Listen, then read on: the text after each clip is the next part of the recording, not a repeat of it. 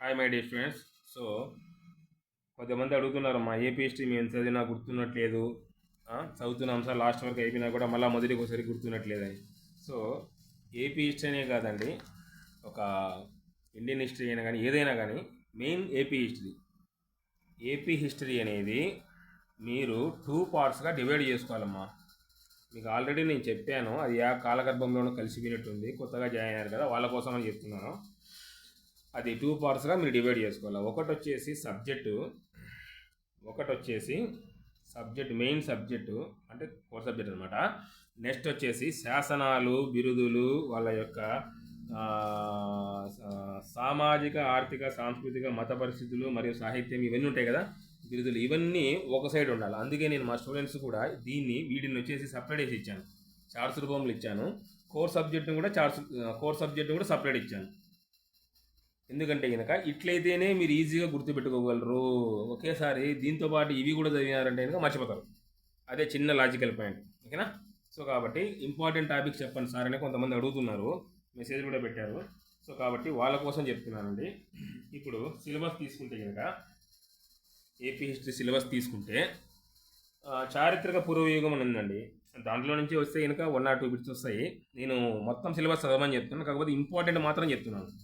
దాంట్లో నుంచి చారిత్రక పూర్వయుగం నుంచి లాస్ట్ టైం అడిగారు, ఏది పాతరాతి పనిముట్ల పరిశ్రమ ఎక్కడ ఉంది, గిద్దలూరు, ఓకేనా? అలాంటి చిన్న చిన్న ఏమైనా బిట్లు వచ్చేదాన్ని ఛాన్సెస్ ఉన్నాయి, 1 or 2 బిట్స్. సో ఇప్పుడు చెప్పి నేను మెయిన్ టాపిక్స్ మాత్రం 1కి 4 సార్లు చదవండి. ఫస్ట్ టాపిక్ శాతవాహనులు.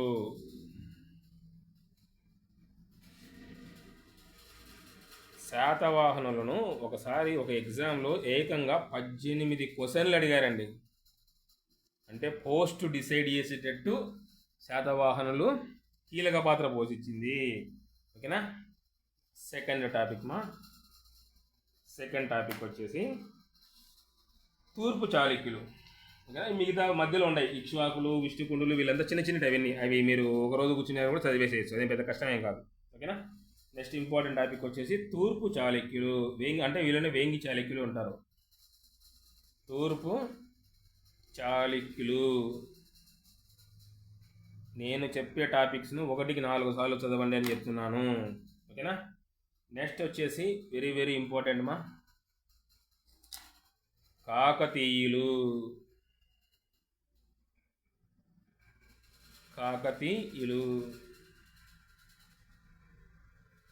ఓకేనా? నెక్స్ట్ వచ్చేసి రెడ్డి రాజులు.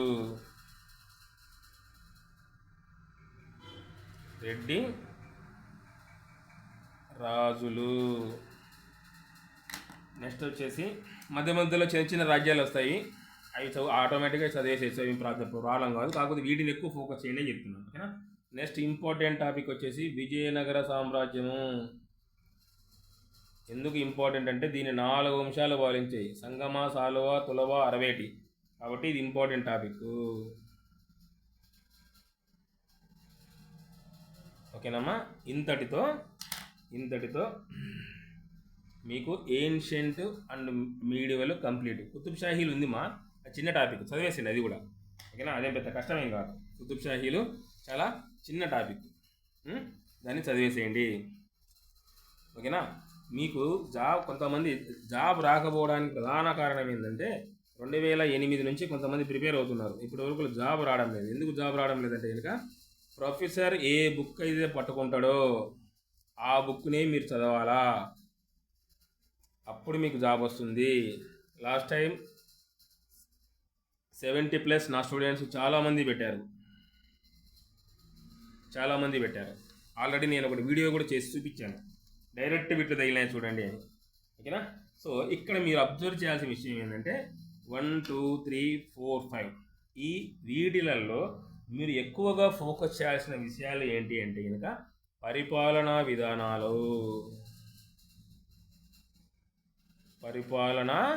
విధానాల మీద ఎక్కువ ఫోకస్ చేయండి. అంటే వాళ్ళ బిరుదులు, వాళ్ళ కట్టడాలు. అంటే ఇప్పుడు మన మొదటి ప్రోలరాజు కట్టి కేసరి సముద్రం, కేసరి తటాకం అంటారు దాన్ని. సో దాన్ని కట్టించింది ఎవరు అని అడిగాడు, ఎవరు? మొదటి ప్రోలరాజు. సో పరిపాలనా విధానాలు, వాళ్ళ కట్టడాలు, వాటి మీద ఎక్కువ ఫోకస్ చేయండి. వీటి మీద, ఈ 5 టాపిక్స్ల మీద. ఓకేనా? నెక్స్ట్ ఇంతటితో ఏన్షియంట్ అండ్ మీడియవల్, కుతుబ్ షాహీలో ఒకటి ఉంది, చిన్న టాపిక్ చదివేసేయండి. ఓకేనా? నెక్స్ట్ వచ్చేసి ఏంటంటే కనుక మోడర్న్లో వీడికి వచ్చేసి ancient and medieval complete main chapters ఇవి కంపల్సరీ చదవాలి. ఓకేనా? 1కి 4 సార్లు. నెక్స్ట్ మన ఆంధ్రదేశానికి యూరోపియన్ల రాక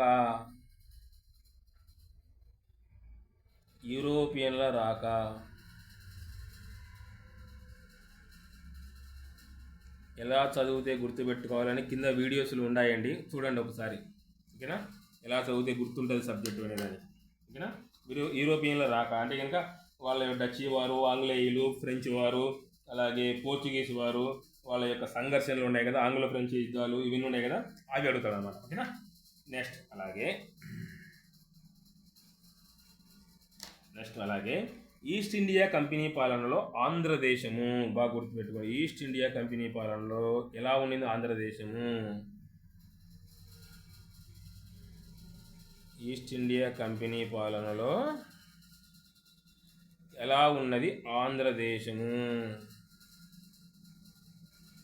అనేది ఇంపార్టెంట్ టాపిక్ ఓకేనా? నెక్స్ట్ అలాగే ఇంపార్టెంట్ టాపిక్ 1857 సిపాయిల తిరుగుబాటు జరిగింది కదమ్మా. 1857 సిపాయిల తిరుగుబాటు జరిగింది కదా. సిపాయిల తిరుగుబాటు జరిగింది. సో ఈ తిరుగుబాటు ఆంధ్రదేశంపై ఏ విధంగా ప్రభావం చూపించింది?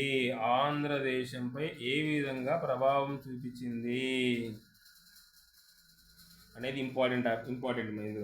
ఓకేనా? అంటే కనుక ఏంటి, ఏ విధంగా విద్యా విధానం ఉన్నది, ఈ బ్రహ్మ సమాజము, ఇవన్నీ జరిగినాయి కదా, హిందూ సమాజాలు, అలాగే వీరేశలింగ పంతులు గారు, ఇవన్నీ జరిగాయి కదా, పత్రికలు ఏమేమి వచ్చినాయి అనేది అవన్నీ చూసుకోండి. ఆంధ్రదేశంపై ప్రభావము. ఓకేనా? ఆల్రెడీ చెప్పాను ఎవరైనా కొత్తగా చూసేవాళ్ళు, కొత్తగా అడుగుతున్నారు కొంతమంది కాబట్టి చెప్తున్నాను. ఆ డ్యూటీ ఏంటి, మీకు చెప్పడమే కదా. ఓకేనా? నెక్స్ట్ అలాగే జస్టిస్ పార్టీ ఈ పార్టీలు ఉన్నాయి. జస్టిస్ పార్టీ, ఆది దళిత న్యాయ ఆత్మగౌరవ ఉద్యమాలు జరిగినాయి కదా. జస్టిస్ పార్టీ అలాగే మధ్యలో ఉండే కొన్ని చిన్నటి ఏంటి, ఆంధ్ర దళిత న్యాయ ఉద్యమాలు ఉన్నాయి. అలాగే ఆత్మగౌరవ ఉద్యమాలు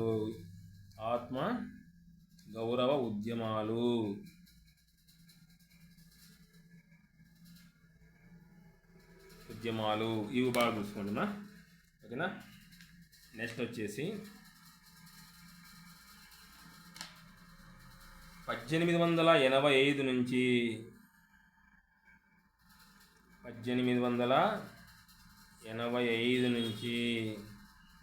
1947 వరకు మధ్యకాలంలో ఆంధ్రదేశంలో జాతీయ ఉద్యమం ఏ విధంగా వ్యాప్తి చెందింది?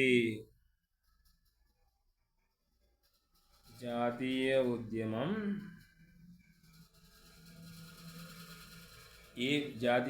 ఏ విధంగా వ్యాప్తి చెందింది అనే దాని మీద ఎక్కువ ఫోకస్ చేయండి నెక్స్ట్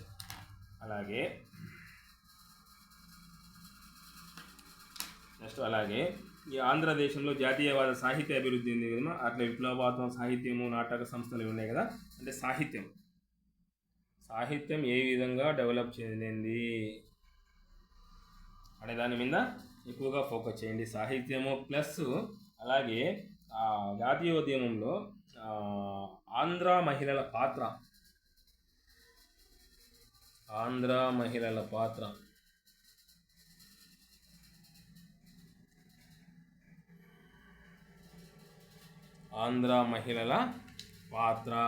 అది బాగా చూసుకోండి మీరు. అలాగే నెక్స్ట్ వచ్చేసి వాడికి అయిపోయింది కదా, మహిళల పాత్ర అయిపోయింది సిలబస్లో. నెక్స్ట్ ఆంధ్రోద్యమము అంటే కనుక 1953కు 1953లో ఆంధ్ర రాష్ట్ర ఏర్పాటుకు దారితీసిన సంఘటనలు. ఆంధ్ర రాష్ట్ర ఏర్పాటుకు దారితీసిన సంఘటనలు.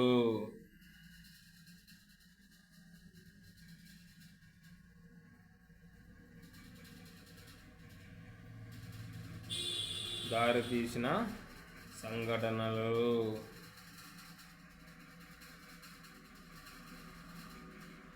ఓకేనా? ఆంధ్ర రాష్ట్ర ఏర్పాటుకు దారితీసిన సంఘటనలు అంటే దీంట్లో ఏమొస్తాయేమో ఆంధ్రోద్యమం ఆవిర్భావం జరిగింది, ఆంధ్ర మహాసభలు, అలాగే శ్రీబాగ్ ఒప్పందం, బాగా గుర్తుపెట్టి ఇంపార్టెంట్, శ్రీబాగ్ ఒప్పందము, అలాగే ఆంధ్ర రాష్ట్ర ఏర్పాటు. ఓకేనమ్మా? ఇందులో వచ్చేసి ఇంకొక ఇంపార్టెంట్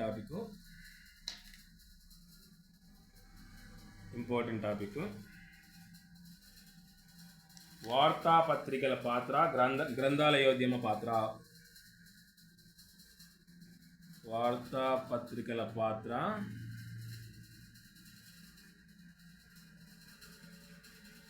ప్లస్ గ్రంథాలయోద్యమ పాత్ర.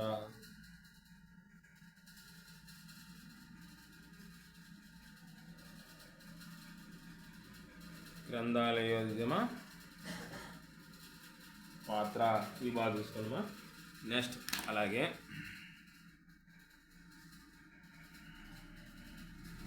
ఆంధ్రప్రదేశ్ రాష్ట్ర ఏర్పాటుకు దారితీసిన సంఘటనలలో కొన్ని జరిగినాయమ్మా. ఏంటి?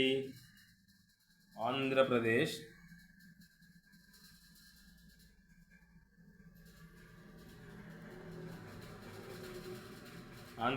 రాష్ట్ర ఏర్పాటుకు